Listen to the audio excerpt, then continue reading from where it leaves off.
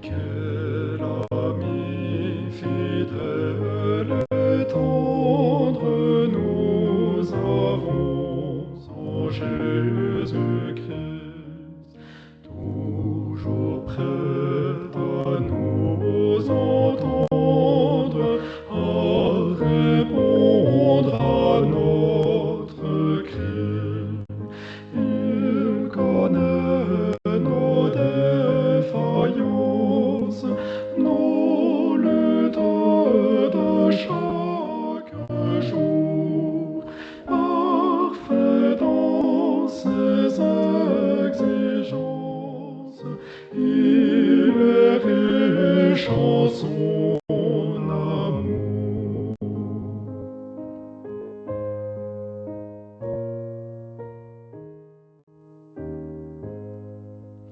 Quel ami fidèle et tendre nous avons en Jésus-Christ, toujours prêt à nous comprendre quand nous sommes en souci. Disons-lui toutes nos craintes, ouvrons-lui tout notre cœur. Bientôt ces paroles saintes nous rendront le vrai bonheur.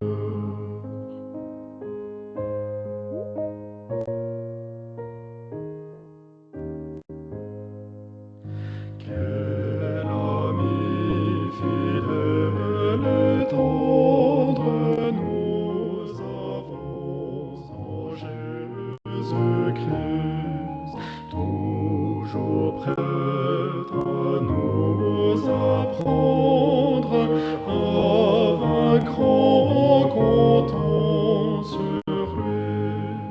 Il nous veut vrais et sincères pour marcher en sainteté. Il écoute nos prières et nous met en liberté.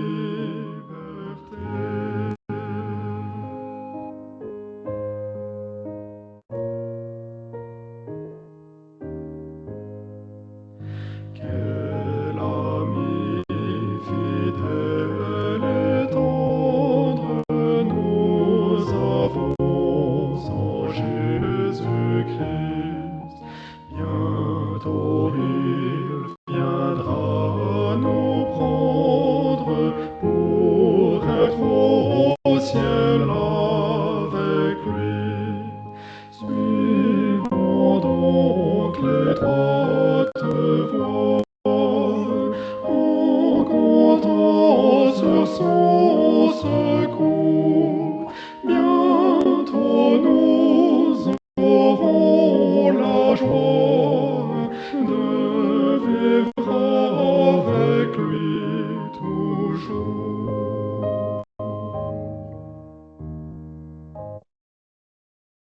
Bien, Shalom, chers collègues, très heureux de vous voir tous là. Nous avons l'honneur d'accueillir donc notre collègue Yajimana de l'Université de Maroua, notre collègue Banga Anatole du Burkina /RCA et le collègue Fidel Moutanga du Gabon.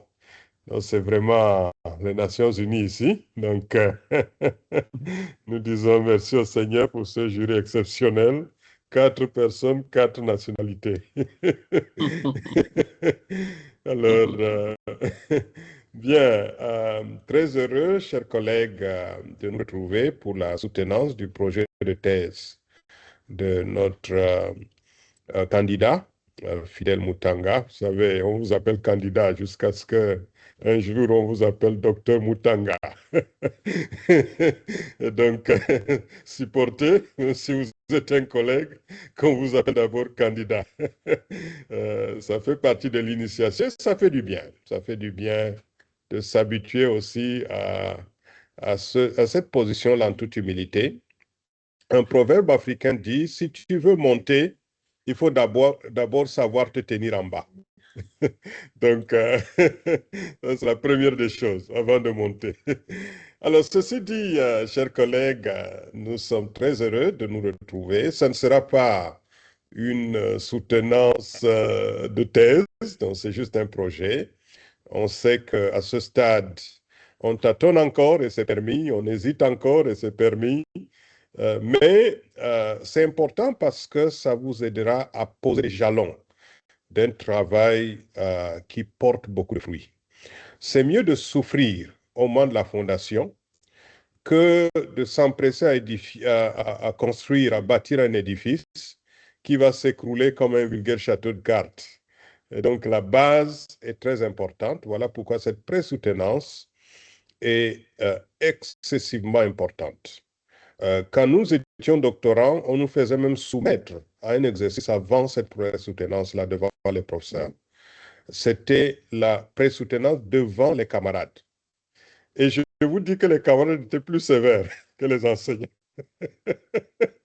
Une petite virgule mal placée, un petit point où on dit, mais toi, tu nous fais honte. Tu ne reflètes pas le niveau d'un doctorat. C'était chaud. Mais c'est un exercice qui nous a préparés et qui nous a vaccinés contre tout feedback négatif qui devait venir plus tard. Et donc, voilà. Ceci dit, nous allons prier comme d'habitude. Et puis donner tour à tour la parole d'abord au candidat pour nous préparer, pour nous présenter brièvement la quintessence de son travail. Nous l'avons lu, donc inutile d'aller en longueur. Dites-nous tout simplement l'essentiel. Et puis après ça, évidemment, nous passons d'abord au directeur qui va nous donner sa lecture du projet. Et le collègue Yadji va jeter un regard froid sur le travail, mais toujours dans le but de construire. Et puis, si j'ai encore quelques miettes de parole à dire à la fin, je le dirai volontiers. Donc voilà, brièvement présenter le plan de cette présoutenance. Prions le Seigneur. Éternel notre Dieu, dans tout ce que nous faisons, nous voulons te rendre grâce. Je revois notre ami Moutanga en Côte d'Ivoire. Je le revois en train de soutenir son mémoire de master. Le voici déjà presque en train d'achever le projet de thèse. Et je te rends grâce, Seigneur. Toi qui as été fidèle, comme son nom l'indique d'ailleurs, toi qui as été fidèle, nous savons que ta fidélité n'a pas de fin. Et donc, comme ta fidélité durera toujours, comme ta miséricorde durera toujours, qu'il te plaise d'entourer cette présoutenance de ta faveur, de ta bénédiction. Et donne-nous, Seigneur, de faire des observations qui l'aideront à poser un fondement solide pour une thèse solide qui fera du bien non seulement au Gabon et à l'Afrique centrale, mais au monde entier. Merci, Seigneur, de nous guider. Au nom de Jésus-Christ, notre Sauveur et Seigneur. Amen. Amen. Bien, chers collègues, nous voulons donc, distinguer membres du jury, nous voulons passer la parole au candidat, Fidèle Moutanga, pour qu'il nous présente brièvement son projet de thèse. Merci, Monsieur le Président du jury. Merci aux membres du jury présents. Nous voulons ce soir présenter notre projet de recherche pour une thèse de doctorat en religion et culture, option islamologie, dont le thème est « Mutation socio-culturelle des sociétés africaines au contact de l'islam, cas de Libreville de 1920 à nos jours ». Ce travail de recherche a été mené sous la supervision du professeur Anatole Banga. Alors, objet de la recherche. La configuration de l'islam à l'échelle mondiale atteste une diffusion pluriséculaire de la religion musulmane sur plusieurs continents, à travers des dynamiques d'expansion, des mobilités, d'échanges et de récomposition culturelle.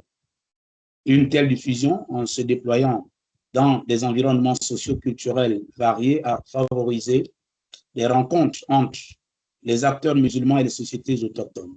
Ces rencontres, souvent stratégiques du point de vue des logiques d'influence et d'implantation religieuse, ont pu produire des transformations observables aussi bien du côté des sociétés réceptrices que du côté des formes locales d'islam. Dans une perspective historique, l'extension de l'islam s'est notamment appuyée à certaines périodes sur les conquêtes militaires, sur l'élargissement progressif des territoires arabo-musulmans.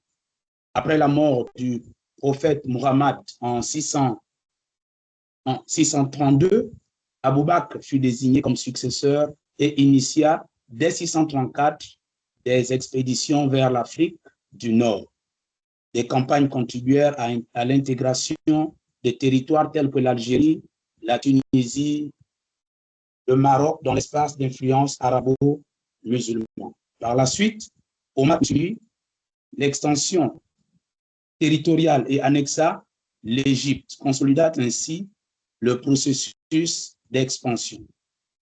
Alors, au-delà de la phase initiale, l'expansion, la progression vers le Sahara et vers l'Afrique subsaharienne s'est poursuivie vers des voies multiples,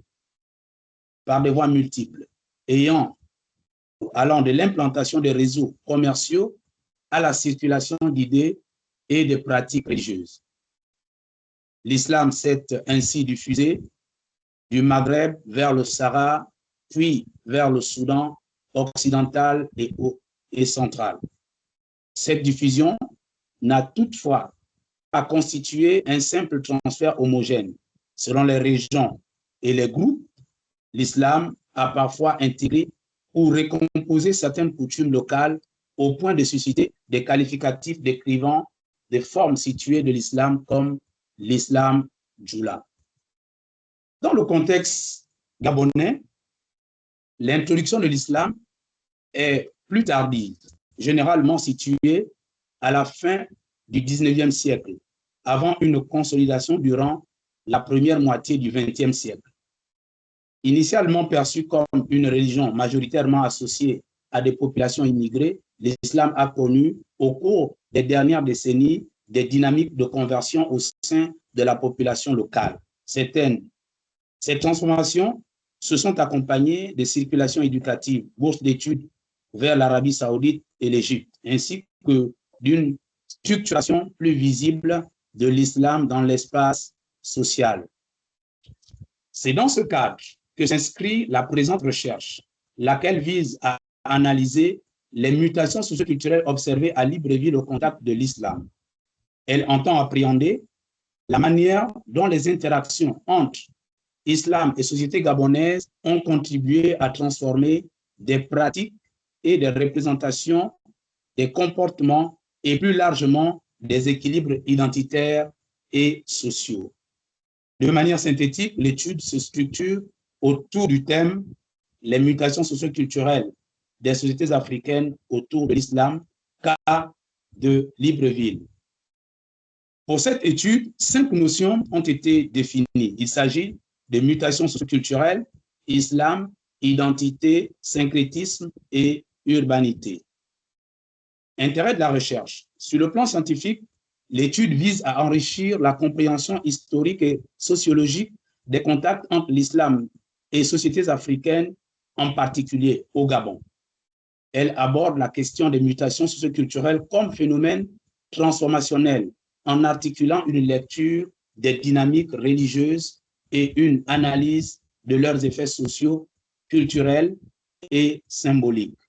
Sur le plan missiologique, les résultats peuvent éclairer les acteurs ecclésiaux et théologiques engagés dans l'évangélisation et la formation en fournissant des éléments d'analyse du contexte religieux et culturel.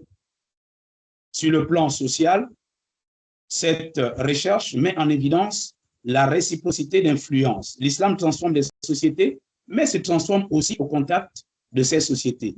Elle contribue ainsi à éclairer les débats sur pluralisme religieux, intégration, pratiques culturelles et mutations identitaires. Justification du sujet. Plusieurs raisons justifient le choix de ce sujet. Sur le plan scientifique, le constat d'une littérature relativement insuffisante sur l'islam au Gabon dans sa relation aux sociétés locales motive une contribution supplémentaire. Sur le plan personnel et contextuel, l'islam apparaît comme un phénomène en croissance au Gabon, visible notamment à travers des conversions, des mariages, l'enseignement islamique et coranique, ainsi que des transformations de pratiques sociales.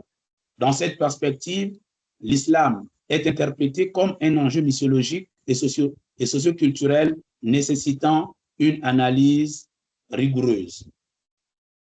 La présente recherche poursuit deux objectifs centraux. Premièrement, identifier les formes de contact ayant eu lieu entre l'islam et les sociétés locales. Et deuxièmement, analyser les continuités, ruptures et récompositions culturelles produites par dans le contexte gabonais, particulièrement à Libreville. Le cadre spatial est la ville de Libreville. En tant que capitale politique et administrative du Gabon, Libreville se distingue par son importance démographique et par une diversité socioculturelle élevée, ce qui en fait un terrain privilégié pour l'étude des récompositions. L'étude s'articule autour de deux perspectives complémentaires, la théorie du changement et la phénoménologie. La théorie du changement, telle que présentée par Reto Laza, renvoie à un ensemble d'hypothèses sur la manière dont la réalité peut évoluer à partir d'une analyse du contexte, d'une auto-évaluation des capacités d'intervention et d'un examen critique des suppositions. Dans ce travail, cette théorie fournit un cadre pour analyser la logique des transformations et le niveau d'implication des acteurs. La phénoménologie, quant à elle, vise l'étude des phénomènes tels qu'ils apparaissent à la conscience, en suspendant autant que possible les jugements de valeur. Dans la présente recherche, la phénoménologie contribue à une observation attentive des expériences et des significations attribuées au changement. Dans la revue de littérature, les travaux consultés sur l'islam en Afrique de l'Ouest, en Afrique centrale et au Gabon montrent une attention notable portée aux dimensions politico-religieuses, économiques, sociales et identitaires, mais la question spécifique des mutations socioculturelles au contact de l'islam demeure relativement peu explicitée. Un premier ensemble de travaux analyse les rapports entre l'islam et les champs politiques au Gabon, en soulignant les usages du religieux comme ressources symboliques et matérielles. D'autres contributions décrivent l'implantation de l'islam à Libreville, intégrant social, progressif et les dynamiques communautaires, tout en laissant en arrière-plan l'analyse fine des changements socioculturels. Ainsi, malgré la richesse des approches existantes, un espace analytique subsiste, celui d'une étude centrée explicitement sur les mutations socioculturelles produites par la rencontre entre l'islam et les sociétés africaines, et ce dans le contexte urbain gabonais. Problématique. Les transformations sociales, culturelles et religieuses observables à Libreville soulèvent la question des causes et des effets des rencontres entre islam et sociétés africaines. L'islam en tant que système englobant dimensions religieuses, sociales, culturelles, politiques et économiques apparaît susceptible d'induire des récompositions visibles dans les pratiques et institutions. À titre indicatif, de telles transformations peuvent concerner les usages vestimentaires, alimentaires, des rituels matrimoniaux et funéraires, l'usage de la langue arabe dans l'adoration et l'éducation, ainsi que les formes de jurisdiction religieuse observables dans certains contextes africains. La question centrale qui en découle est comment l'islam introduit et diffusé à Libreville depuis le XXe siècle a-t-il contribué aux transformations sociales, culturelles et identitaires des populations? Question principale de recherche. Quels sont les fondements, les dynamiques et l'impact des changements opérés à Libreville dans les domaines social, culturel et religieux à la suite des rencontres entre l'islam et les sociétés africaines. 5 questions connexes sous-tendent cette question principale. Hypothèse générale et hypothèse de recherche. L'hypothèse générale postule que les mutations observées s'enracinent notamment dans les facteurs tels que la recherche d'opportunités économiques via le commerce, les logiques coloniales, les projets d'urbanisation, les conversions, y compris au niveau politique, la structuration d'organisations islamiques, le prosélytisme et l'action des confréries. Outre cette hypothèse générale, 4 hypothèses opérationnelles sous-tendent cette hypothèse. Méthodologie. L'étude mobilise des sources écrites et orales dans une approche qualitative combinant recherche documentaire, entretien semi-directif et observation non participante. L'analyse des données s'appuiera sur une triangulation par centre d'intérêt, articulant des perspectives historiques, anthropologiques et ethnographiques. Le travail de terrain inclut l'enquête dans les quartiers, l'identification des personnes ressources, la consultation d'archives et des ressources bibliographiques locales et externes, ainsi que l'exploitation des publications scientifiques accessibles en ligne. En conclusion, cette première partie a permis de poser les fondements conceptuels, théoriques et méthodologiques nécessaires à l'étude des mutations socioculturelles des sociétés africaines au contact de l'islam en prenant pour terrain d'analyse la ville de Libreville. L'approche adoptée a mis en évidence l'islam comme un système global, à la fois religieux, civilisationnel et social, dont la diffusion en Afrique s'est opérée par des voies multiples produisant des transformations différenciées selon les contextes historiques et culturels. La clarification des concepts centraux, mutation socioculturelle, islam, identité, syncrétisme et urbanité a permis de circoncire le cadre analytique de la recherche et d'éviter toute approche réductrice ou essentialiste. Les mutations observées sont envisagées comme des processus complexes de récomposition marqués par des continuités et des ruptures dans lesquelles les sociétés locales ne sont pas de simples réceptrices passives, mais des actrices de transformation. Le choix de Libreville se justifie par son statut de capitale et par sa forte diversité socio-culturelle, qui en fait un espace privilégié d'observation des dynamiques religieuses contemporaines. L'urbanité y apparaît comme un facteur structurant des interactions et des récompositions identitaires, favorisant la coexistence et l'hybridation des pratiques sociales et religieuses. Sur le plan théorique, l'articulation entre la théorie du changement et la phénoménologie offre un cadre pertinent pour analyser à la fois les logiques structurelles des transformations et les expériences vécues des auteurs sociaux. La revue de littérature a par ailleurs mis en évidence une lacune scientifique relative à l'analyse des mutations socioculturelles induites par le contact entre l'islam et les sociétés africaines dans le contexte gabonais, ce qui confère à cette recherche sa pertinence et son originalité. Cette conclusion partielle ouvre ainsi la voie à l'analyse empirique, laquelle visera à examiner concrètement les formes de contact, les mécanismes de transformation et les récompositions sociales, culturelles et identitaires observables à Libreville. Pour cette recherche, nous avons opté pour un plan en trois grandes parties, 6 chapitres avec une introduction générale et une conclusion. Monsieur le Président, messieurs les membres du jury, je vous remercie. Nous remercions le candidat qui a fait le tour de son travail. Nous cédons maintenant la place à son directeur. Professeur Banga, la parole est à vous. Merci, professeur Moussa. Je prends la parole suite à la présentation qui a été faite par l'impétrant, le candidat. Vous-même, vous avez fait remarquer que ce n'est pas une soutenance en tant que telle, mais ça permet de pouvoir aider le candidat dans la suite du travail à améliorer ce projet. J'ai lu avec beaucoup d'intérêt le document que le candidat nous a envoyé. Nous sommes en contact depuis un certain temps et on essaie d'échanger, malgré qu'il soit pasteur et qu'il est aussi dans un programme assez chargé.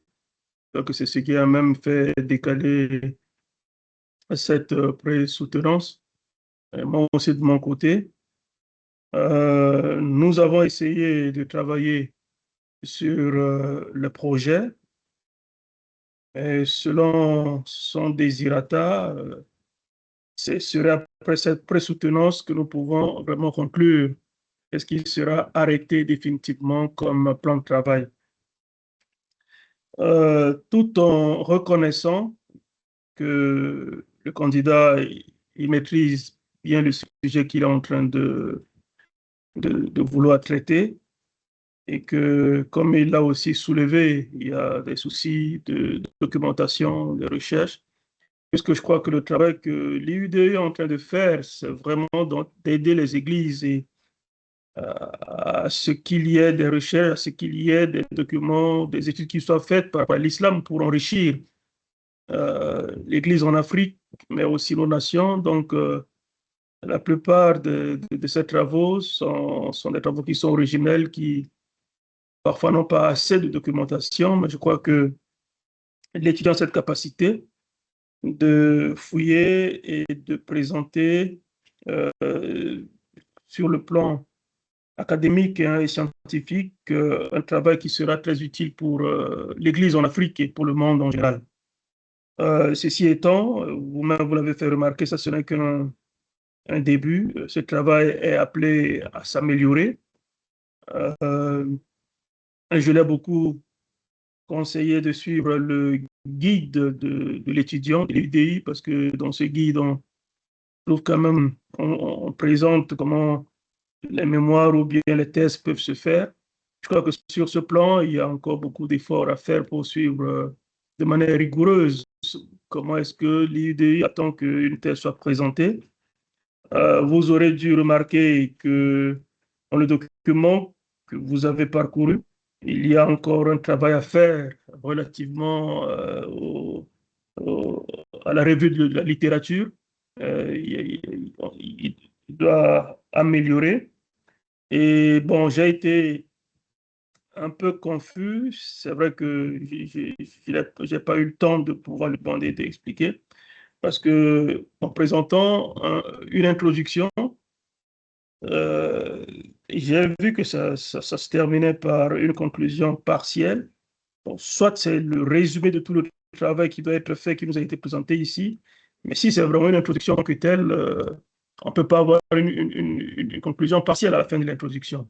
Parce que je lui avais suggéré, quand j'ai vu qu'il y a beaucoup de pages concernant les définitions, ça va rallonger l'introduction qui normalement doit se tenir sur une dizaine de pages. Et donc, il y a nécessité de pouvoir peut-être créer un autre chapitre pour mettre tout cela dedans et ça va permettre à ce que son travail soit assez pertinent.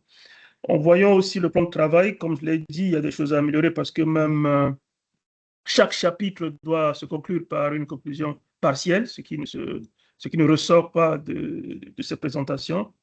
Mais je crois que tout le travail que nous sommes en train de faire ce soir, c'est pour l'aider à relever ces manquements qui permettront à ce que son travail se peaufine et soit vraiment à la hauteur de ce qu'on attend d'une thèse. En bref, je veux vraiment encourager l'étudiant à continuer et justement les observations sont faites pour l'aider à améliorer son travail. Donc, on va travailler pour améliorer ce qui doit être fait et selon aussi vos suggestions ou ce que vous donnerez comme appréciation par rapport à ce qui sera fait ce soir, ça nous permettra de continuer ce travail. Mais pour moi, je juge que c'est un travail qui mérite d'être encouragé et ça sera très utile pour le corps du Christ. Merci, Monsieur le Président. C'est vrai que donc, on ne lui avait pas permis enfin, on n'avait pas chronométré le temps de présentation, donc ça aussi, on ne peut pas lui en tenir rigueur parce que au départ, on aurait dû lui donner une fourchette de temps pour qu'il puisse les mettre dedans. Voilà ce que je peux dire par rapport à la présentation de l'impétrant. Merci, cher collègue, membre du jury. Il est resté dans le temps, donc j'ai chronométré, donc c'est bon. Alors, merci pour votre analyse assez neutre, on ne dirait pas un directeur, mais vous avez vraiment montré que le chapeau scientifique pèse plus lourd que le cœur, et ça c'est bien. Ça augure de bonnes choses pour ce travail.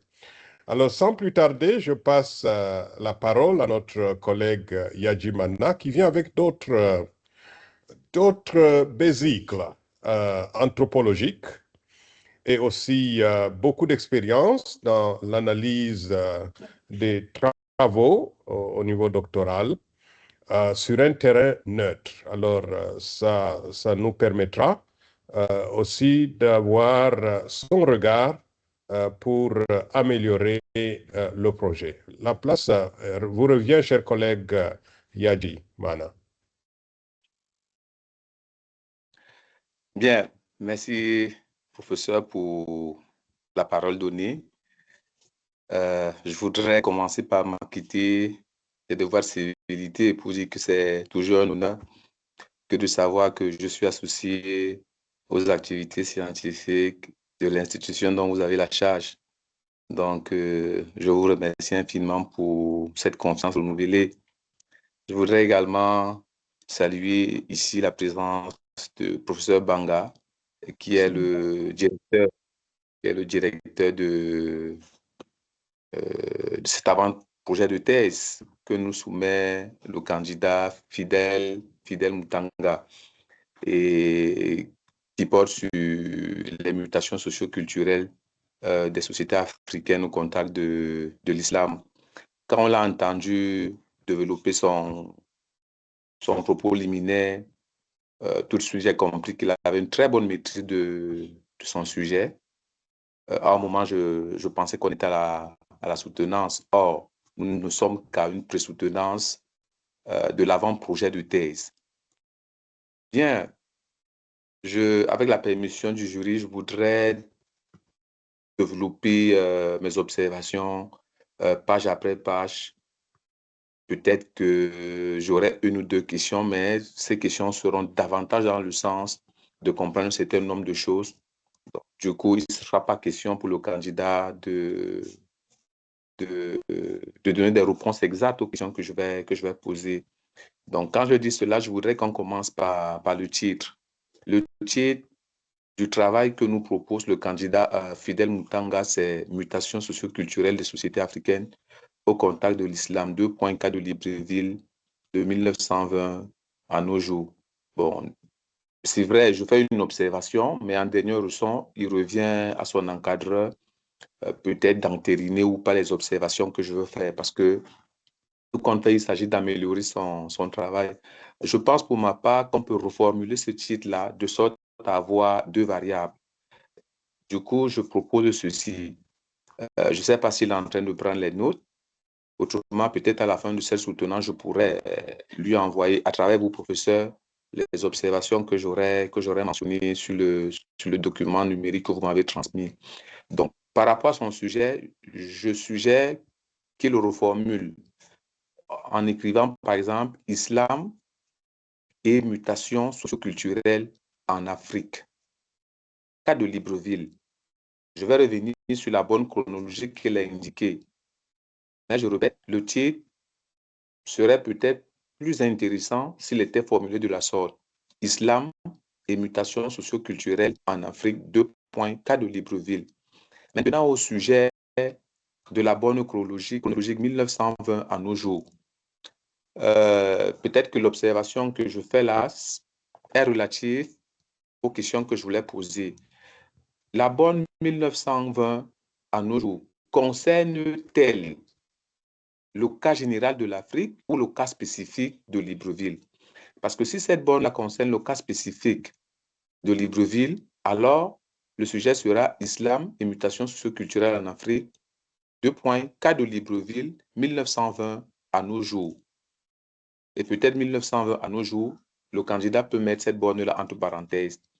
Maintenant, si la bonne chronologie concerne plutôt les mutations observées à l'échelle de l'Afrique de façon générale, en ce moment, il va dire Islam et mutations socio-culturelles en Afrique de 1920 à nos jours. Donc, je pense que c'est une question observation à laquelle le candidat devra peut-être apporter un élément de réponse pour davantage rendre intelligible son titre. Maintenant, au sujet de l'objet, le document que j'ai en face commence directement avec l'objet de la recherche. Bon, le contenu est très bref, il est très bref, et pour ma part, je pense que au lieu peut-être de commencer le travail ou bien cet avant-projet avec l'objet de recherche, puisqu'il nous a indiqué que le travail concerne la bonne chronologie de 1920 à 2026, j'imagine, est-ce que le candidat ne gagnerait pas à commencer directement son travail avec le contexte de la recherche? Maintenant, un peu plus bas, il parle de justification. Moi, j'aurais proposé que, en lieu et place de l'objet qui ouvre son avant-projet, qui commence directement par le contexte et la justification. Quel est le contexte qui amène le candidat à travailler sur les mutations socio-culturelles générées par l'islam entre 1920 et jusqu'à nos jours? La deuxième observation, c'est sur le cadre conceptuel, parce que après l'objet de la recherche, c'est directement le cadre conceptuel. Pour ma part, j'observe quand même que sur la forme, le travail est un peu désarticulé. Peut-être à la fin de mon propos, je vais lui proposer un plan d'avant-projet, de sorte que il ait un regard cohérent sur ce qu'il faut faire en rapport avec ce travail. Donc, nous sommes au petit 2 et son petit 2 traite du cadre conceptuel. Bon, enfin, il a dit définition conceptuelle. Moi, je suggère qu'il efface définition conceptuelle pour mettre simplement cadre conceptuel. Bon, maintenant, il y a quelques mots qu'il a définis comme mutation socio-culturelle. C'est bien, il évoque des auteurs pour ces définitions-là, mais j'observe qu'il n'opérationnalise pas les concepts qu'il dit développer. Qu'est-ce que ça veut dire? D'accord, lorsque vous avez convoqué un ou deux auteurs pour définir un concept que vous jugez clé, il faudrait que vous l'opérationnalisez, c'est-à-dire quoi? Pour votre travail, est-ce qu'on considère la définition des auteurs que vous avez indiqué plus haut, ou alors le sens que vous voulez donner à ce mot-là, essayez un peu de trancher avec les auteurs que vous avez évoqués. En un mot, que sommes-nous censés retenir du mot que vous êtes en train de définir par rapport à votre travail? Parce que un mot peut avoir un sens, mais pour votre travail, il peut avoir un autre sens. C'est pour cela qu'il faut toujours opérationnaliser les concepts que vous définissez. Donc, ce n'est pas la peine de dire, OK, l'identité renvoie, etc., etc. Mais pour ce travail, qu'est-ce que nous sommes censés retenir par rapport au concept que vous définissez? Ça, c'était l'observation en rapport avec le cadre conceptuel qu'il a indiqué dans son travail. Je le disais un peu plus bas, je crois que c'est la page 6, le candidat parle de la justification du sujet. Et tout à l'heure, j'ai dit que cette partie-là, pour ma part, il peut l'enlever de là où il est là pour peut-être aller la fusionner, cette justification-là, avec le contexte. Et comme je l'ai dit tout à l'heure, j'aurais aimé que son travail s'ouvre directement avec le contexte et la justification. C'est un peu dans ce chapitre qu'il rappelle l'histoire de l'islam, l'influence de l'islam sur les sociétés africaines et peut-être principalement sur la ville de Libreville. Donc, et puis, en petit cadre, je vois objectif de recherche. Bon, là aussi, c'est tellement succinct que le candidat ne nous situe pas véritablement sur quels sont les objectifs de son travail. En général, les objectifs ne sont pas esselés comme ils sont esselés là. Les objectifs, c'est la conséquence d'un questionnement rigoureux de votre travail. Parce que les objectifs découlent des questions de recherche, découlent des hypothèses de recherche. Donc, là où ils sont placés là, je pense qu'il faudrait revoir l'opposition. Et puis après les objectifs, logiquement, le candidat nous parle du cadre spatio-temporel. Pour ma part, il y a aussi un problème de cohérence. Le cadre spatio-temporel ne peut pas venir avant le cadre théorique qui est indispensable pour votre travail, alors que le cadre spatio-temporel, on peut se le passer ou alors on peut simplement aller l'évoquer dans le contexte. Donc, comme je le disais, je pense que vers la fin, il va falloir qu'il essaie un peu de revoir l'organisation des titres et des sous-titres de son travail. Bien, la revue de la littérature, son encadreur l'a dit, peut-être que je vais préciser davantage, c'est le même constat que je fais. Oui, le candidat nous sait quelques auteurs, mais globalement, je trouve que la revue de la littérature, pour un travail de thèse, cette revue de la littérature est pauvre. Est-ce que c'est parce que, comme il a dit, et ça participe de l'intérêt scientifique de son travail, est-ce que c'est parce que la littérature est pauvre? Sur cette question, je ne pense pas.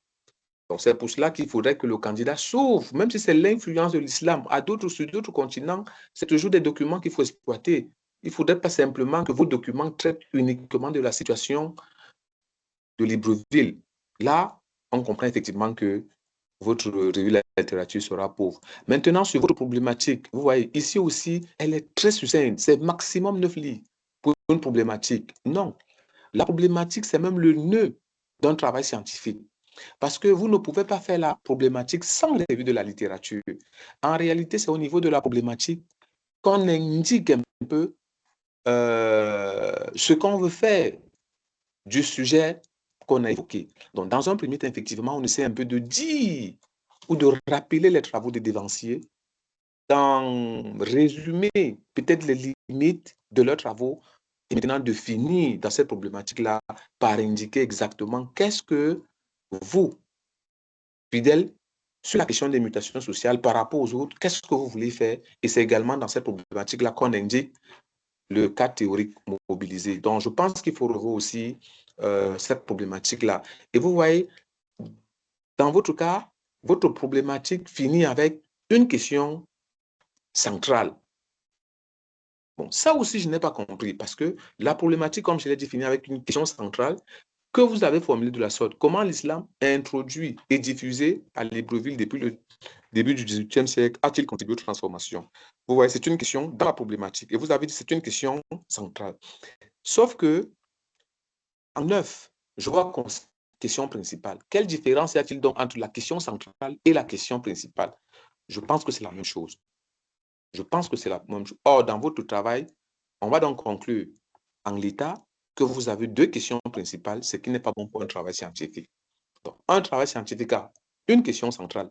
Et moi, je pense, pour gagner peut-être en temps, la question centrale de votre travail par rapport à ce travail-ci, par rapport à ce thème-ci, c'est comment l'islam introduit et diffusé à Libreville depuis le début du 19e siècle, pardon, du 20e siècle, a-t-il contribué aux transformations sociales? Pour moi, c'est une question centrale, pertinente, parce que dites-vous bien que la question centrale d'un travail scientifique doit toujours être en relation avec le titre ou doit découler du titre. Or, cette question que vous avez posée à la problématique découle effectivement de votre titre. En conséquence, la question principale qui suit et que vous avez formulée au pluriel, ce qui n'est pas bon, parce que la question centrale ne peut pas se formuler au pluriel comme vous l'avez fait. Vous dites, et je cite, quels sont les fondements, les dynamiques et l'impact des changements opérés à Libreville dans le domaine social, culturel et religieux à la suite des rencontres en islam et les sociétés africaines? Pour moi, cette question ne peut pas être une question principale. Celle qui est censée être la question centrale, c'est celle que je venais d'évoquer. Donc, moi, je fais des observations et comme je l'ai indiqué, en dernier ressort, il revient à votre encadreur et à vous d'apprécier ces observations-là. Maintenant, à vos questions connexes. En réalité, je comprends les questions connexes, c'est les questions secondaires ou subsidiaires. Effectivement, dans un travail, vous avez ce qu'on appelle les questions de recherche. Et dans ce bloc, vous avez la question principale. Et puis, celle-ci va éclater pour donner lieu à des questions connexes ou à des questions subsidiaires. D'accord? Je crois que vous nous en avez servi 5 questions connexes que j'ai trouvé beaucoup. Parce qu'il ne faudrait pas qu'il y ait beaucoup de questions de recherche, surtout des questions secondaires. La conséquence de ce comportement, c'est quoi? C'est que ça va un peu alourdir la compréhension du travail et même lorsque vous serez en train de collecter les données, il sera difficile pour vous comment je vais dire ça, d'atteindre les objectifs que vous êtes fixés parce qu'il y a beaucoup de questions. Et s'il y a beaucoup de questions, ça va un peu venir entraver la compréhension générale du travail. Donc, je disais que vous avez proposé 5 questions connexes. Moi, je les ai lues, mais je les trouve un peu lourdes et peu compréhensibles par rapport même à l'objectif général de votre travail. Du coup, j'ai essayé un peu d'abréger les questions. De 5, moi, je vous en propose 3. Je vous propose 3 questions secondaires. La première, pour moi, c'est celle qui va effectivement découler de la question principale. Et je dis, votre question principale, c'est celle que vous avez indiquée dans votre problématique. Vous avez le texte devant vous. Et non celle que vous avez indiquée dans la rubrique question principale. Donc, première question secondaire que je vous propose, parce que vous, voici ce que vous proposez.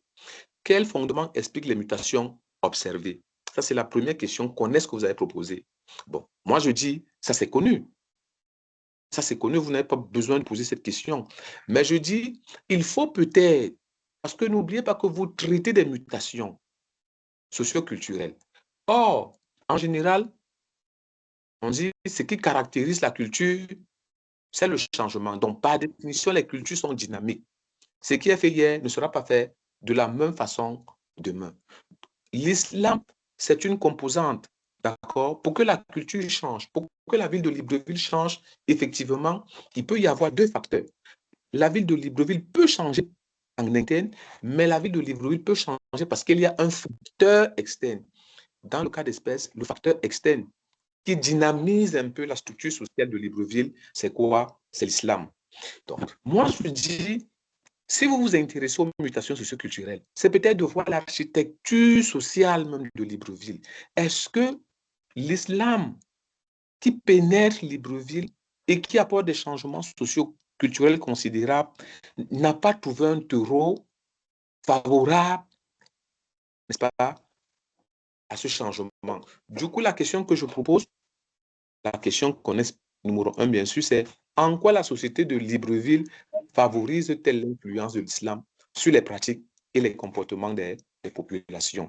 Ça, ce n'est pas connu et c'est peut-être cela que le terrain, à partir des entretiens que vous aurez à faire avec les informateurs sur le terrain, les observations également que vous aurez à faire sur le terrain. Donc, les réponses à cette question peuvent donc vous situer sur « Ah, ok, si Libreville change sur le plan social et culturel, c'est parce que déjà, en interne, il y avait quelque chose qui facilite l'influence de l'islam sur cette ville-là. C'est quoi la chose? Maintenant, comme deuxième question, je pense que vous avez proposé quelle typologie de rencontre? Vous avez dit, entre parenthèses, commerciale, militaire, maritale, religieuse, structure et contact. Bon, moi, j'ai estimé que votre deuxième question pouvait être formulée de la sorte. Quel est le mode d'internalisation de l'islam à Libreville? Comment l'islam s'internalise-t-il, s'intègre-t-il à Libreville? Comment? Est-ce que c'est par voie de commerce, comme vous l'avez indiqué? Est-ce que c'est par voie de violence militaire? Est-ce que c'est par voie de mariage? Est-ce que c'est par voie de djihad? Est-ce que c'est par voie de... Est-ce que c'est par voie de...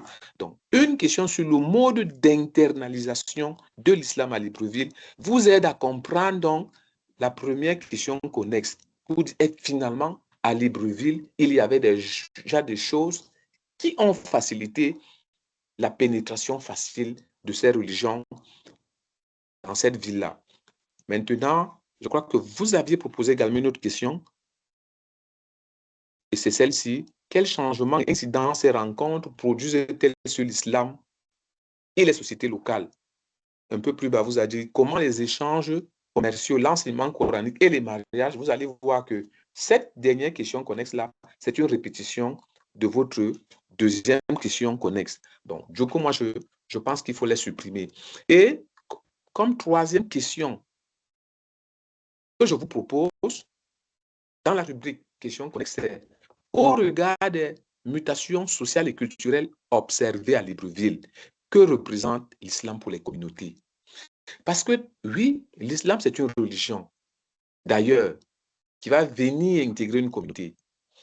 Et le fait que l'islam s'internalise à Libreville va entraîner beaucoup de changements sur le plan social et sur le plan culturel. Mais les Librevillois ne sont pas dupes.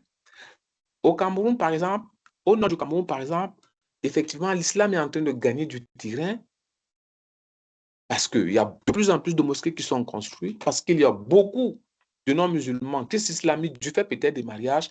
Mais au fond, quand vous interrogez ces gens, ils vous disent, d'accord, nous sommes musulmans, mais nous sommes dans une religion d'opportunisme. C'est-à-dire, finalement, l'islam, ce n'est pas tant une religion de salut comme on le présenterait, mais ça devient simplement une religion peut-être de mobilité sociale.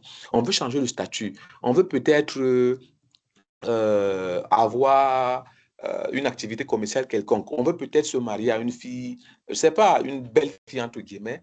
L'islam peut être, comment je vais dire ça, peut faciliter effectivement cette différente mobilité. Il faudrait que vous posiez une question donc aux populations, aux communautés de Libreville, ce qu'elles pensent même de l'islam, qui a apporté beaucoup de changements. Peut-être finalement on va dire, à cause de l'islam, Libreville n'est plus ce qu'il était. Donc, il faut nous dire ce que pensent les populations par rapport à cette religion et par rapport aux mutations socio-culturelles générées par ces religions-là. Donc, moi, je vous ai proposé 3 questions. J'imagine que vous êtes en train de prendre les notes. Autrement, je vais peut-être, comme je l'ai indiqué là, vous envoyer les propositions de questions que j'ai faites au travers du pro. Bon, maintenant, votre cadre méthodologique, je l'ai aussi trouvé peu précis. D'abord, il ne doit pas se trouver là où il est placé là. Vous voyez, parce que le cadre méthodologique vient finalement peu avant la conclusion partielle que votre encadreur a reprouvé. Il n'a pas compris pourquoi vous l'avez mis là. Mais bon, c'est un avant-projet, on est là pour vous aider à grandir. Donc, votre cadre méthodologique, vous dites que vous allez mobiliser pour ce travail des sources écrites et orales dans une approche qualitative, combinant recherche documentaire, entretien semi-directif et observation non participante. Moi, je pense aussi que le cadre méthodologique de travail, c'est un peu l'aspect névralgique de tout travail scientifique. C'est bien de dire que le travail s'inscrit dans une approche qualitative, mais il faut nous dire, vous aurez les entretiens semi-directifs avec qui? On veut bien savoir quels sont vos informateurs, qui seront, pardon, vos informateurs, quel type d'informations vous voulez obtenir au travers de ces gens. Vous voulez observer. Qu'est-ce que vous voulez observer concrètement en rapport avec les changements socioculturels que vous avez constatés? Du fait de quoi? Du fait de l'islam. Donc, la méthodologie, effectivement, c'est le lieu où on dit exactement et avec précision qu'est-ce qu'on veut faire, avec qui on veut faire et pour quel résultat on a choisi de faire ça. Bon, pour moi, le cas théorique, je n'ai pas de problème. Je pense que pour les 2 théories que vous voulez mobiliser pour ce travail-là, vous allez effectivement faire un effort de les opérationnaliser. Qu'est-ce que ça veut dire? Ça veut dire peut-être que dans la présentation de vos chapitres, leur contenu, à partir de leur contenu, on verra effectivement que vous êtes en train de parler de la théorie du changement, que vous êtes en train de parler de la phénoménologie. Donc, peut-être, je voudrais vous repasser la parole pour ma première observation, question ou ma question observation. Quand vous dites mutation socio-culturelle en Afrique, de Libreville, et puis je vois 1920 à nos jours. La bonne chronologie que vous indiquez là, elle concerne les changements observés à l'échelle de l'Afrique ou alors les changements observés uniquement dans la ville de Libreville? Parce que la réponse à cette question va définitivement nous situer sur comment présenter votre titre à ce stade-ci. Est-ce que vous pouvez répondre directement? Oui, merci professeur pour vos observations. Merci de me permettre de répondre. En tout cas, la borne ici chronologique placée, elle concerne la ville de Libreville, plus précisément. Très bien. OK. Donc, si elle concerne la ville de Libreville uniquement, il faut donc dire ceci. Comme je disais, c'est une proposition que je vous fais. Islam et mutation socio-culturelle en Afrique. Deux points, cas de Libreville, entre parenthèses, 1920 à nos jours. Bon, maintenant, le mot à nos jours me pose aussi un problème. Pourquoi? Parce que, vous voyez, tout à l'heure, votre encadreur a indiqué que c'est compte tenu de vos multiples occupations que cette soutenance a lieu aujourd'hui. Autrement, peut-être que cette soutenance aurait pu lieu avoir en 2025. Moi, je pense qu'il faut trouver une année pour remplacer à nos jours. Parce que vous allez collecter, et c'est pour cela que le cadre spatial et temporel est important. À un moment, vous allez commencer la collecte des données, mais à un moment, il faut bien que la collecte des données là aussi soit achevée. Si vous avez fini de collecter les données, par exemple, en janvier 2026, or, vous allez peut-être soutenir en juin 2026, on peut penser qu'à nos jours, traite encore du moment auquel vous êtes en train de soutenir. Moi, je pense qu'il faut dire peut-être 1920, 2025 ou 2026. Ça fait que même si vous soutenez en 2027, on sait que vous vous traitez de l'influence de l'islam à Libreville entre 1920 et 2025. De sorte que tout ce qui est après 2025 ne vous concerne pas et on ne peut pas vous attaquer sur cet aspect-là. Donc, il faut préciser la bonne d'arrivée là. Moi, je pense qu'il faut préciser. Donc, soit vous mettez 2025, soit vous mettez 2026. L'autre chose, tout à l'heure, je disais, il faudrait que votre travail commence par un contexte. Contexte et justification. Or, quand vous le faites, ça suppose que vous devez nous dire ce que représente 1920 à Libreville en rapport avec l'islam. Et vous devez nous dire ce que représente la dernière bonne chronologique, peut-être 2025 ou 2026 ou 2024 ou même 2020, en rapport avec les mutations générées par l'islam. Ça, c'est dans le contexte. Parce qu'on ne met pas les bonnes chronologiques pour les mettre. Ça veut dire qu'il y a un événement majeur qui marque 1920. Il y a un autre événement majeur peut-être qui marque 2025 ou 2026. Donc, peut-être avant de vous poser la dernière question, je voudrais vous proposer donc un plan de présentation de l'avant-projet qui tendrait à articuler de façon cohérente et logique un peu tous les différents éléments d'un avant-projet. Je dis grand 1, contexte et justification de la recherche. Grand 1, contexte et justification de la recherche. En grand 2, vous problématisez. Donc, grand 2, c'est la problématique. Donc, dans le contexte, là, vous allez décliner votre objet, les circonstances, les événements majeurs, les raisons pour lesquelles vous travaillez sur le sujet, etc. Maintenant, en grand 2, il faut problématiser. C'est la problématique. La problématique, je l'ai dit, c'est d'abord l'évocation de la revue de la littérature en rapport avec la thématique, puis l'évocation de quoi? De votre travail. Que vous, au regard de ce que les autres ont dit, voilà comment vous allez analyser, voilà comment vous comptez analyser le problème que vous êtes en train de poser. En grand 3, vous avez donc les questions de recherche. C'est au pluriel. Il faut mettre questions de recherche au pluriel. Donc, dans cette section-là, vous avez premier tiré au petit 1, question centrale. Et puis petit 2, questions connexes ou subsidiaires ou secondaires. Ça, c'est les questions de recherche. Ça va, on a la page?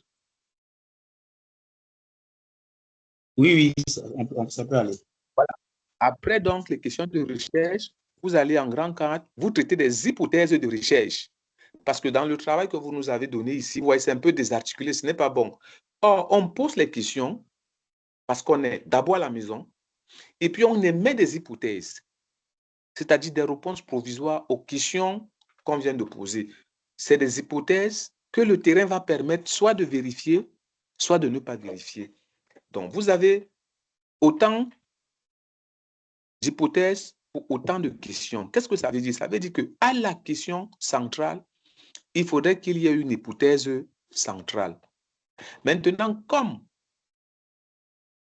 ça, c'est par rapport à la proposition que j'ai faite, et comme vous aurez 3 questions secondaires, ça suppose que vous aurez 3 hypothèses secondaires. Et à chaque hypothèse secondaire, pardon, à chaque question secondaire va correspondre logiquement une hypothèse secondaire. Maintenant, après les hypothèses de recherche, vous avez les objectifs de recherche. Et c'est le même procédé. C'est-à-dire qu'à la question centrale, à l'hypothèse centrale, vous devez avoir un objectif central de votre travail. Un objectif central de votre travail. Et maintenant, à chaque question secondaire, à chaque hypothèse secondaire, vous devez avoir des objectifs secondaires. Vous voyez comment c'est logique, tant dans le sens et tant dans la quantité ou dans le nombre de questions secondaires que vous avez posées. Ensuite, après les objectifs, vous allez directement au cadre méthodologique parce que le cadre méthodologique ne peut pas venir après le cadre conceptuel. On va d'abord sur le terrain, on collecte les données. Quand on a les données, en ce moment, on peut dire comment analyser nos données. Donc, le cadre méthodologique va venir juste après les objectifs de recherche. Vous indiquez effectivement comment vous comptez procéder.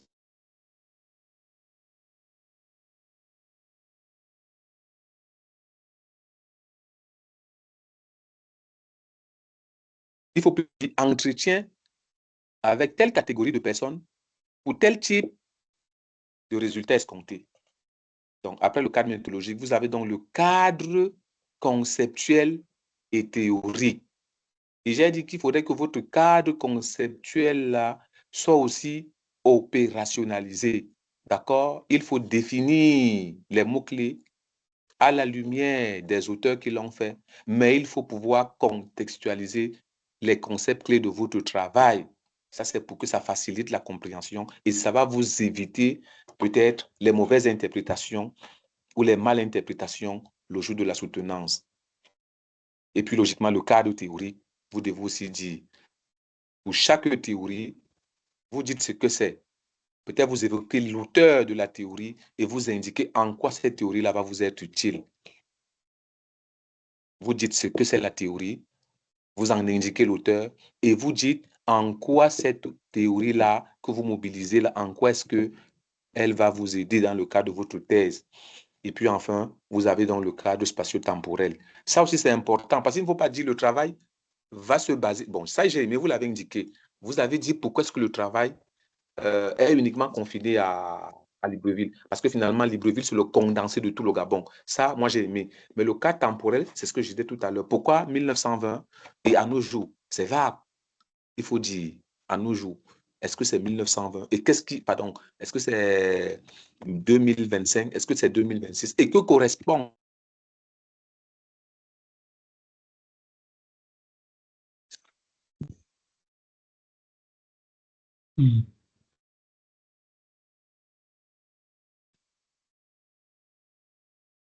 Le débit me semble être faible du côté du Cameroun, mais je pense que ces observations ont été suffisamment pertinentes et méritent d'être prises en compte. On espère qu'il va revenir parce que tout à l'heure, il a été coupé brièvement, mais il est revenu. Donc, on espère qu'il va revenir. Alors, peut-être que pendant qu'on l'attend, le directeur peut toujours réagir s'il y a d'autres choses à ajouter. Sinon, je ferai mon intervention. Vous avez vu que tout à l'heure, dans mon introduction, je ne me suis pas étalé parce que j'avais fait cette remarque que l'IUDI a un guide de l'étudiant et qui permet à ceux qui écrivent les mémoires ou les thèses de les aider. Et les remarques que le professeur vient de faire tout de suite, c'est parce que l'impétron n'a pas suivi le guide des étudiants de l'IUDI. À chaque fois, je lui ai fait cette remarque parce que c'est la manière dont ça devait être présenté. S'il suivait ce guide de l'étudiant, ça lui ferait l'économie de toutes ces objections soulevées. Donc, on va retravailler. Hein, et il faudrait que l'étudiant comprenne que si un guide a été donné aux étudiants, c'est pour justement les aider. Donc, ce travail. Et je ne me suis pas trop étalé parce que je devais vraiment lui faire cette remarque pour suivre ce guide qui a été, que moi-même, je leur ai ventilé cela pour qu'ils suivent comment on présente une thèse et je crois que c'est bienvenu ces observations qui vont aussi donner à l'étudiant de comprendre Il y a des choses qui sont faites en amont pour faciliter le travail. Donc, voilà ce que je peux juste relever par rapport à tout ce que le professeur a dit. Très bien. En tout cas, le professeur Mana Yadji est de nouveau dans la salle, donc nous lui redonnons la parole. Shalom, chers collègues, peut-être qu'on peut se limiter à la voix pour préserver votre débit. Voilà, désolé professeur, je crois que j'avais un problème de connexion ici. Je pense que Ouais. j'avais fait le tour des observations que j'avais pour ce travail.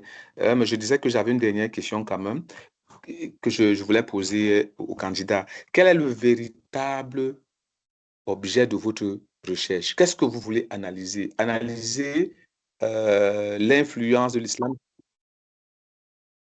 Analyser l'influence de l'islam sur les mutations, enfin, je veux dire quoi, l'influence de l'islam sur la société gabonaise et donc librevilloise principalement, ou alors analyser peut-être l'avenir de l'islam par rapport justement à ces mutations. Quel est l'objectif, quel est l'objet de votre thèse? C'est quoi la thèse de votre thèse en français facile? Merci beaucoup, professeur. Alors, ce que nous voulons faire comme travail, en fait, nous voulons comprendre et découvrir les différentes mutations ou transformations qui se sont opérées. Parce que nous savons que l'islam est au Gabon à peu près depuis la fin du 19e siècle. Et ce temps passé dans notre pays a quand même montré, en observant qu'il y a eu plusieurs, en tout cas, il y a eu plusieurs changements. Donc, ce sont ces mutations, ces transformations-là, ces changements qui ont touché notre société que nous voulons véritablement explorer à la lumière des différentes recherches que nous voulons mener.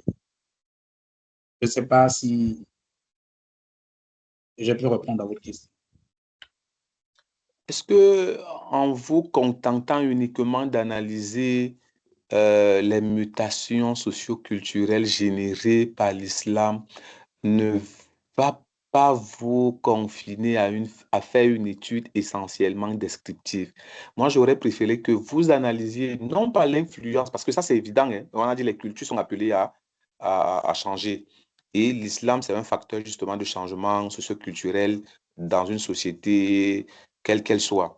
Est-ce que ce ne serait pas important pour vous, non pas d'analyser l'influence de l'islam, mais maintenant peut-être de mettre en relation les mutations socio-culturelles observées et qui sont effectives là, en rapport même avec l'avenir de l'islam dans une société autrefois non islamisée ou alors davantage christianisée? Est-ce qu'il n'y a pas le risque que le Gabon aujourd'hui, au regard de ces mutations-là, est-ce qu'il n'y a pas le risque que le Gabon devienne plus musulman? Enfin, c'est vrai que je n'ai pas les statistiques. Est-ce que les mutations observées, parce qu'il faudrait que vous soyez neutre, d'accord? Il faut mettre en valeur les mutations positives, tout comme il faut mettre en valeur peut-être aussi les dysfonctionnements que l'islam a générés. Est-ce que finalement, si rien infection ne contre pas l'envolée peut-être de l'islam dans nos États africains là, finalement, on ne risque pas peut-être une maïdougurisation de Libreville avec peut-être des poches de l'islam rigoureuse, etc., etc. Moi, j'aurais voulu quand même que vous traitiez un peu de l'impact des mutations socio-culturelles sur l'avenir même de la société gabonaise et non pas simplement de vous limiter sur l'influence de l'islam, sur les changements socio-culturels que ça peut apporter. Je ne sais pas ce que vous en pensez, je ne sais pas également ce que votre encadreur en pense. Sinon, si vous vous limitez simplement à ça, moi je pense que votre travail va un peu manquer de piment. Mais analyser l'impact de ces mutations-là sur l'avenir spirituel, religieux du Gabon, pour ma part, ça fait un peu l'originalité de votre travail. Ça, c'est une proposition que je vous fais. Merci beaucoup, professeur. Je ne sais pas si je peux dire quelque chose. Allez-y. Oui, normalement, dans ma question principale de recherche, bon, celle qui doit être enlevée, j'ai essayé de regarder Parce que pour moi, le processus, c'est déjà observer les fondements, les dynamiques et l'impact. Donc, l'impact, je crois que quand on parle d'impact, on voit un peu plus l'avenir, et ainsi de suite. Donc, votre proposition n'est pas hors de ce que j'ai préconisé, même si, pour moi, il est d'abord question d'analyser les faits, les mutations, observer tout ce qui s'est déjà produit, mais nous voulons aussi regarder l'impact pour l'avenir parce que c'est vraiment très important pour l'avenir de notre société, en général en Afrique, mais aussi au Gabon. Je vous remercie encore pour cette suggestion. OK.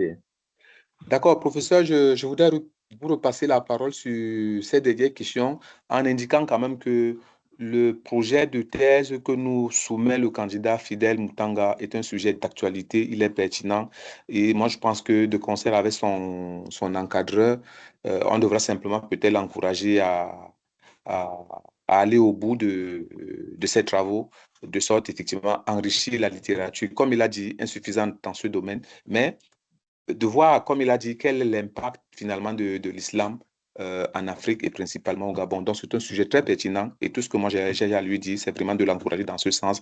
Et on reste ouvert, on reste ouvert. Bon, c'est vrai qu'il y a peut-être la distance géographique, mais pas la magie des ondes, pas la magie du numérique. Si on peut lui apporter un coup de main, de là où nous sommes, on ne va pas hésiter. Donc, courage encore au candidat Fidèle Moutanga et à son encadreur. Je vous remercie. Merci.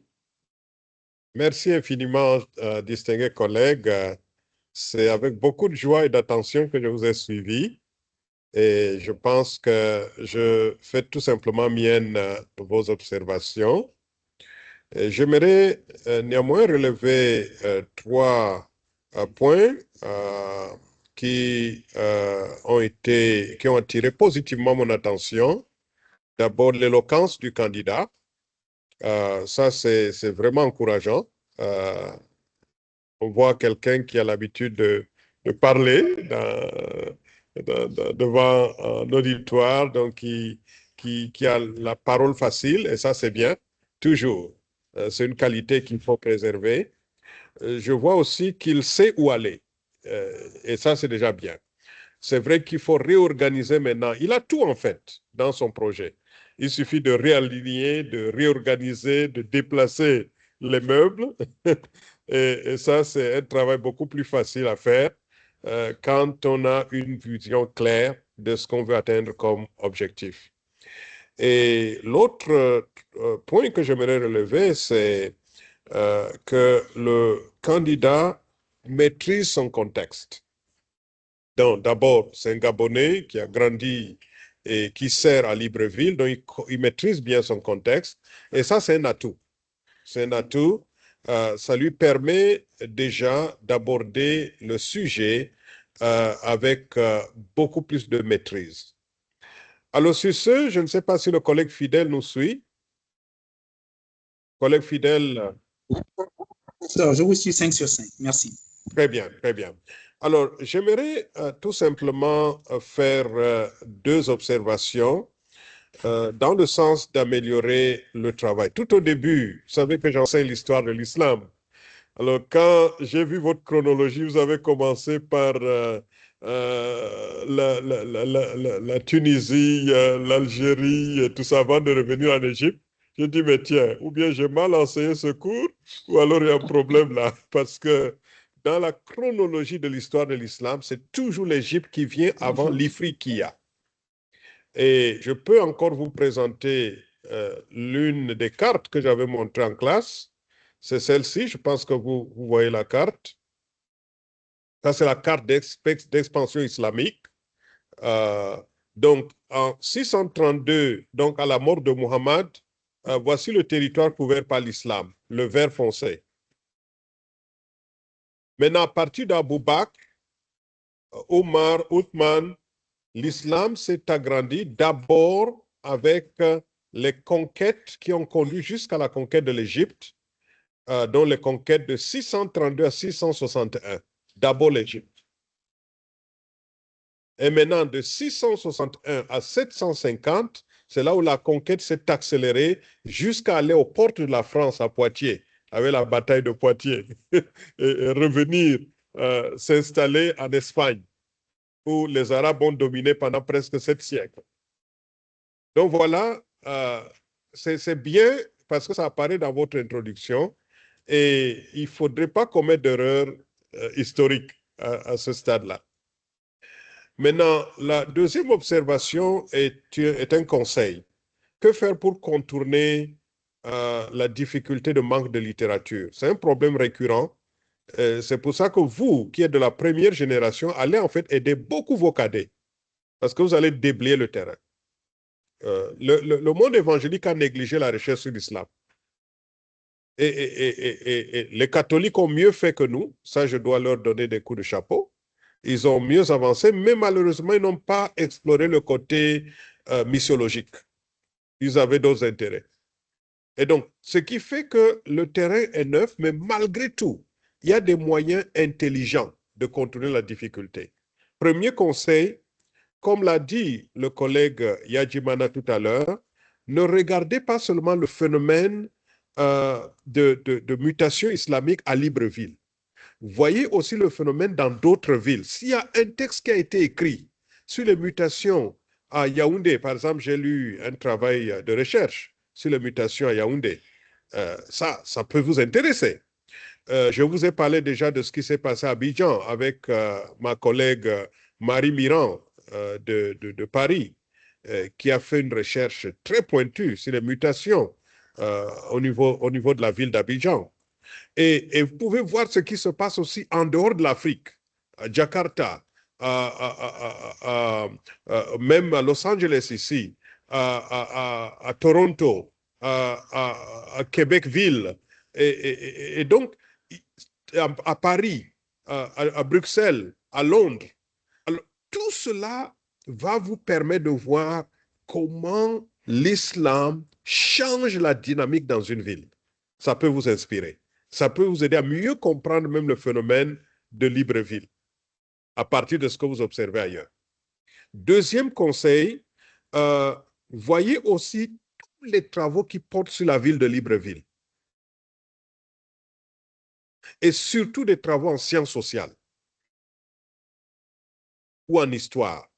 Parce que d'une manière ou d'une autre, vous allez trouver des éléments qui vont enrichir votre recherche sur Libreville.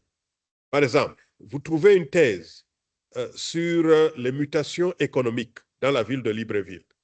Lisez ce document. Lisez ce document. Ça ne se rapporte pas à l'islam, mais ça parle des mutations et ça parle de Libreville. À partir de cette lecture, vous allez trouver une ou deux idées qui peuvent enrichir votre thèse. Troisième conseil, il faut lire attentivement les bibliographies des articles et des livres que vous avez déjà identifiés actuellement dans votre bibliographie. Lisez la bibliographie de ces articles. Très peu d'étudiants prêtent attention à cela, mais la bibliographie est très importante pour un chercheur, surtout un doctorant. Parce qu'à partir de la bibliographie, vous allez avoir des doigts qui se pointent vers d'autres recherches qui ont été effectuées et qui vont enrichir. Subitement, vous allez vous retrouver à partir d'un seul article. Vous pouvez vous retrouver avec 20 livres. Un seul article. Et donc, il n'y a pas de pauvreté de littérature, en fait. C'est juste une analyse que vous devez faire de manière pointue.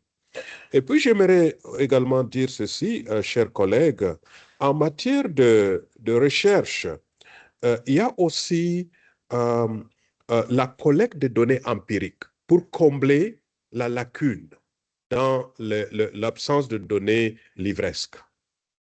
Interviewer des chercheurs, des historiens, des leaders d'église, des leaders de mosquées dans le contexte de Libreville qui peuvent vous donner des informations et même parfois partager avec vous des documents tirés de leur propre bibliothèque privée qui ne sont pas disponibles sur le marché. Vous serez surpris. Pendant mes recherches, je suis tombé sur des manuscrits inédits, vraiment riches, Je suis tombé sur des documents dont je n'avais jamais entendu parler dans les archives nationales. Allez dans les archives nationales de Libreville. Allez causer avec des individus, interviewez-les, faites le groupe focal. Vous allez découvrir beaucoup d'éléments qui vont enrichir votre recherche. Et dernier conseil, chers collègues, à ce stade de connaissance, on ne doit pas toujours vous donner des pistes. Vous-même, vous allez à la conquête, à la recherche. Vous êtes chercheur. Alors, sachez que chaque jour qui passe, il y a au moins des milliers de documents qui viennent s'ajouter à ce qui est déjà disponible sur ANAS Archive, dont je vous ai donné le lien. Chaque jour, c'est des milliers de documents qu'on télécharge. Il y a ANAS Archive, il y a Academia, il y a Script, il y a aussi Z Library. Ce sont des moteurs de recherche qui sont alimentés chaque jour que Dieu a créé. Ça veut dire, si vous avez fouillé là-bas il y a de cela un mois et vous n'avez pas trouvé un document sur Libreville, repartez un mois plus tard, vous serez surpris de voir les nouveaux documents. Et, conseil d'amis, ne cherchez pas seulement dans une langue. Cherchez dans plusieurs langues. C'est-à-dire, ne cherchez pas seulement les documents en français. Cherchez également les documents en anglais. Cherchez même les documents en espagnol ou en allemand, si vous avez appris l'espagnol ou l'allemand. Vous serez surpris. Quand je faisais mes travaux de recherche, j'ai trouvé beaucoup de documents sur l'islam en espagnol qui n'étaient pas traduits en anglais, que les Américains eux-mêmes n'avaient jamais lu. Mais ça enrichit. Ce qui fait que quand je faisais des exposés, mes camarades et mes enseignants se disaient, mais où est-ce que tu as eu ces données? C'est parce que c'était en espagnol. Et le fait d'avoir appris l'espagnol m'a ouvert donc ces portes. Et une bonne nouvelle, aujourd'hui, vous pouvez même accéder à des documents en arabe, en chinois, mandarin, et il y a des logiciels qui vous permettent de traduire ces documents aujourd'hui, gratuitement. Donc, ne vous limitez pas à une seule langue dans la recherche. Et si vous appliquez ce conseil, vous serez surpris de vous retrouver avec un embarras de choix de livres à faire entrer dans votre bibliographie. Vous devez maintenant être sélectif. Donc voilà, chers collègues, quelques conseils que je vous donne. Et j'espère que avec cela, vous ferez un travail. Votre travail est vraiment important. Et j'ai beaucoup salué le fait que vous vous concentriez sur Libreville. Bravo. Je pense que c'est la toute première thèse à l'UDI qui se concentre sur une ville. Et là, ça permet d'aller en profondeur. Ça, c'est l'avantage d'un tel travail. Ça permet d'aller vraiment en profondeur. Et à partir de la seule ville de Libreville, vous allez retrouver toute l'Afrique. Vous allez même retrouver le monde entier. Le monde entier à Libreville. Parce que vous voyez seulement les ambassades qui sont là. Ce sont des regards d'ailleurs sur Libreville, des influences d'ailleurs sur Libreville. Et l'influence est de deux côtés. Beaucoup de diplomates sont rentrés avec des filles gabonaises comme épouses. Et donc, voilà, mes amis, voilà, chers candidats, quelques observations. Alors, distingués membres du jury, je pense que nous n'allons pas nous éterniser. Si quelqu'un n'a pas une autre question, nous allons mettre